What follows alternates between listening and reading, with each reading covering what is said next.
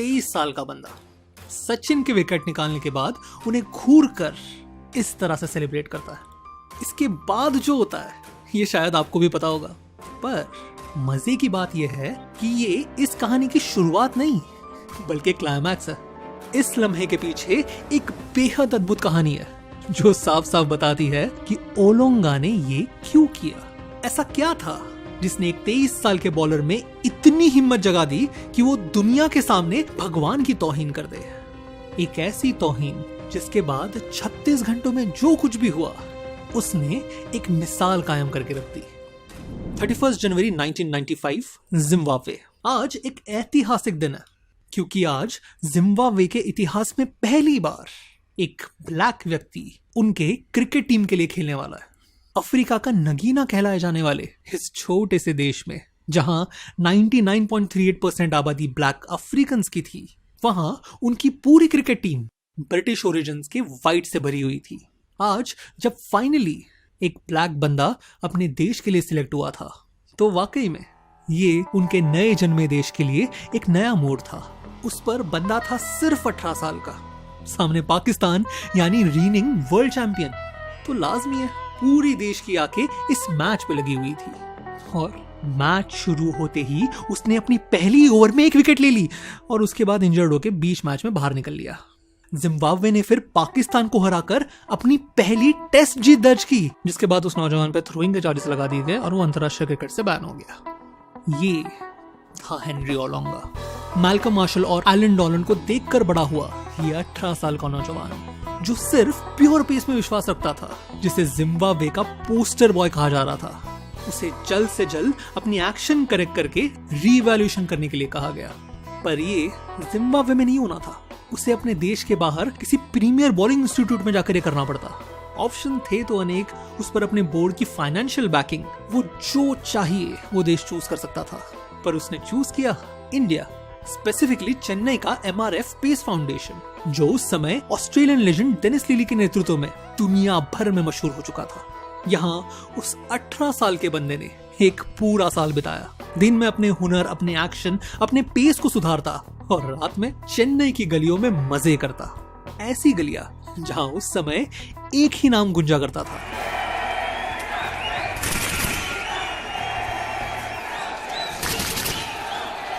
पिछले 2 सालों में सचिन ने 80.74 के औसत से 1340 रन मारे थे और ओडीआई में गए एक साल में 47.3 के औसत से 1090 रन। सिर्फ 16 साल की उम्र में डेब्यू करने वाला ये भारत का यंगेस्ट डेब्यूटेंट आज घर घर का नाम बन गया था और उसमें इस जिम्बाब्वे के यंगेस्ट डेब्यूटेंट को अपना भविष्य दिख रहा था। पर जहां वो इंडियन डेब्यूटेंट अगले कुछ सालों में सफलता के नए शिखर छूने वाला था, वहां ओलोंगा सिर्फ धंसता चला गया। एक और इंजरीज, दूसरे और फॉर्म की कमी, और अगर किसी दिन दोनों भी ना हो तो एक्यूरेसी। भाई साहब की हालत ये थी कि जब दिन हो तो वो दुनिया हिला दे, पर जब ना हो तब वो फुटबॉल से भी स्टंप ना गिरा पाए। ऐसे ही साल दर साल बीतते गए, एक और जिम्बाब्वे की टीम का नाम बढ़ता गया और ओलोंगा का नाम गिरता गया। और फिर ऐसे माहौल में आया सितंबर 1998, इंडिया का जिम्बाब्वे टूर, या ये कहे सचिन का जिम्बाब्वे टूर, क्योंकि ये साल इंडियन टीम को तो छोड़ो, पहले सचिन को संभालो वाली स्टोरी बनकर रह गई थी भाई। ऑस्ट्रेलिया के खिलाफ 2 सेंचुरीज, फिर एक के बाद एक 3 मल्टीनेशन टूर्नामेंट्स के फाइनल में सेंचुरीज। कुल मिला के इस साल में उन्होंने 60 सेंचुरीज और 12,000 ओडीआई रन ऑलरेडी मार दिए थे। और फिर इस सीरीज के आखिरी ओडीआई में आया 8वां। इंडिया ओडीआई सीरीज तो जीत गई थी, अब सिर्फ एक टेस्ट बाकी था, पर अब भी जिम्बाब्वे के पास सचिन का कोई जवाब नहीं था। ऐसे में जिम्बाब्वे टीम के सिलेक्टर ने फोन लगाया इंजरी से बाहर बैठे ओलोंगा को। मैसेज सिंपल था, सचिन से निपटने के लिए उनके पेस की जरूरत है, और ओलोंगा इंजर्ड होने के बावजूद मान गए। ग्रॉइन का मसल पुल और सोर बैक लिए जब ओलोंगा मैदान में उतरे तब किसी को उनसे कुछ खास उम्मीदें नहीं थी, खास करके तब जब पहली इनिंग में उनकी पूरी टीम 181 फॉर 8 पे कोलैप्स कर गई।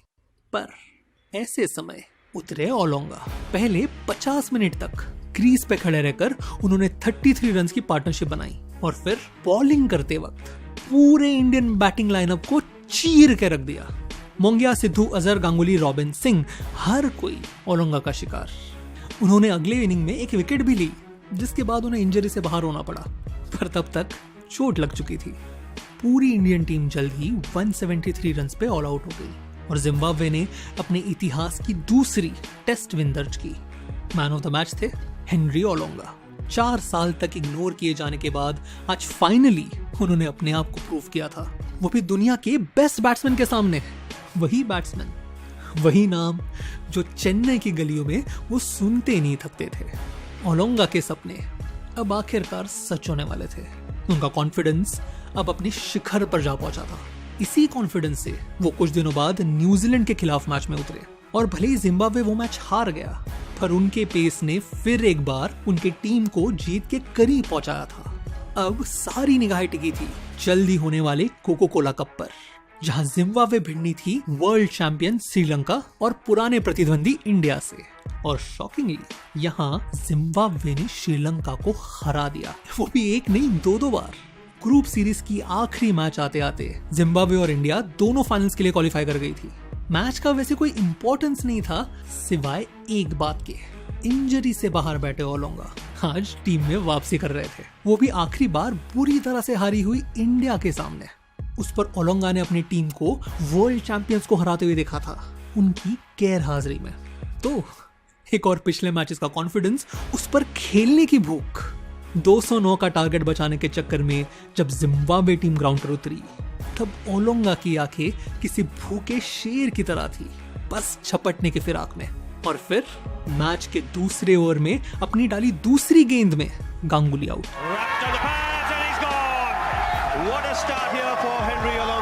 अगली ओवर में द्रविड़ घर को रवाना और फिर तीसरी ओवर की तीसरी बॉल पर ओलोंगा खुशी मनाने ही वाला था कि अंपायर ने डिक्लेयर कर दिया नो बॉल। बड़ा शिकार हाथ में लगते लगते निकल गया था और रिस्पांस में ओलोंगा ने डाला एक short ball.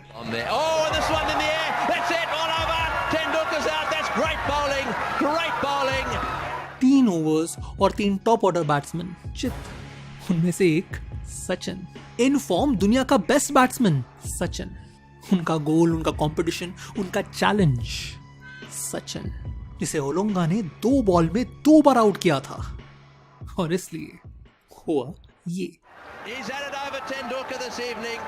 These Zimbabweans are turning out to be pretty tough to beat. Henry Oolunga, after getting these wickets, strutting around, and you couldn't blame him. He was young, was very, very worked up in getting those wickets. अब कर तो दिया, पर confidence, जोश और खुशी में की गई ये एक एक्शन कितनी भारी पड़ने वाली थी, इसका उनको कोई अंदाजा नहीं था। I happened to get Sachin off out with a no ball, and then I was so incensed with myself that I came back and gave him a great ball that bounced a little and caught the shoulder of his bat and looped to point, I think. For some reason this made Mr. Tendulkar very, very angry. Olonga का celebration देख सचिन का response आप साफ देख सकते हो। वापस जाते वक्त जब जडेजा ने उनको क्रॉस किया, तब मूड लाइट करने की कोशिश में उन्होंने पूछा, क्या सर ऐसे ही आउट हो गए आप? तब सचिन ने झट से ऊपर देखा और बोले, अगले मैच तक रुक। इस टूर्नामेंट के फाइनल्स अब से 36 घंटे में होने थे और सचिन के शब्दों में ये उनके जिंदगी के सबसे लंबे 36 घंटे थे। पैविलियन में लौटते ही वो सीधा नेट्स में चले गए और वहां पौने घंटे तक शॉर्ट बॉल की प्रैक्टिस करते रहे। जब तक वो लौटे तब तक ओलोंगा 4 विकेट ले चुका था। इंडिया 192 पर ऑल आउट होकर मैच हार चुकी थी। टीम वापस लौटी, पर सचिन अपनी होटल रूम में बैठकर बार बार वही एक बॉल विजुअलाइज कर रहे थे। उन्होंने वो रात सिर्फ करवटें बदलकर गुजारी। अगली सुबह नेट प्रैक्टिस और फिर एक बार शॉर्ट बॉल। वहां दूसरी ओर जिम्बाब्वे के खेमे में स्ट्रैटेजी मीटिंग में भी यही निर्णय लिया गया। जब सचिन क्रीज पर, बॉल ओलोंगा के पास और सरप्राइज बाउंसर। कुछ भी हो जाए, सचिन को सेटल होने का टाइम नहीं देना। मैच शुरू होने के ठीक पहले जहां ओलोंगा अपने पूरे टीम के समर्थन के साथ जोश में आ रहा था, वहीं सचिन पैविलियन के कोने में बैठे घड़ी को घूरे जा रहे थे।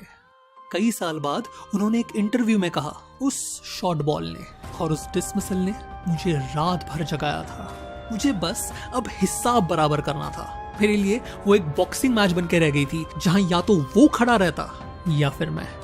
और ऐसे में शुरू हुई मैच। एक और सचिन, दूसरी और ओलोंगा, और पहला सरप्राइज बाउंसर।